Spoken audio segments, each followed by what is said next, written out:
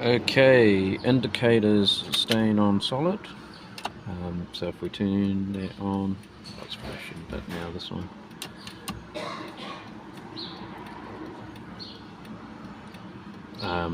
What it was doing before I pulled the flasher unit out was you just turn the indicator on and it just stays on solid. So the best way to do it is, as you switch it on, you should get a click in the flasher unit, so just follow that click, chuck your hand on the different units so you can feel which one is clicking, which is this one here. Okay, and then while you've got it switched on, you want to give the flasher unit a whack and see if that makes it go. If that makes it go when you hit the flasher unit, it's going to be in the flasher unit itself. If that doesn't work, you could actually have a high resistance in your switch. That's the other thing that can cause that. But yeah, the flasher units are generally easier to go after first, and if you whack them and they start going, that's a good indication that that is your fault. So we're just going to pull that guy out of there,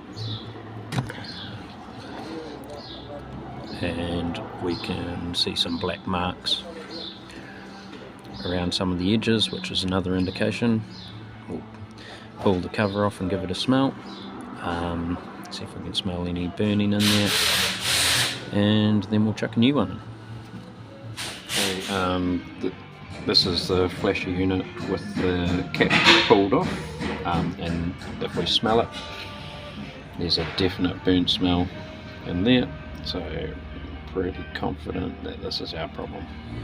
Okay, so we've got a new flasher unit, just gone genuine on this one. This is a Toyota Echo. You might have a different car, so you need to get the right one for your car, and your flasher unit is not necessarily going to be in the same place if you have a different car. Could be anywhere. They're generally inside the vehicle, somewhere up and behind the dash here, but like I say, you just got to follow that clicking.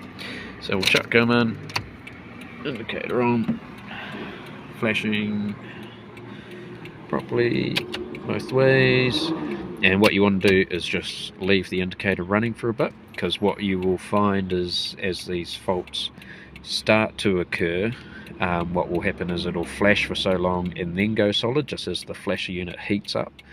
That's when they'll generally have issues. But yeah, that's a simple fix. And like I say, if a flasher unit isn't the problem, then you want to be looking at your actual combination switch there, because yeah, sometimes if they don't switch properly, it can cause the flasher unit to lock on as well.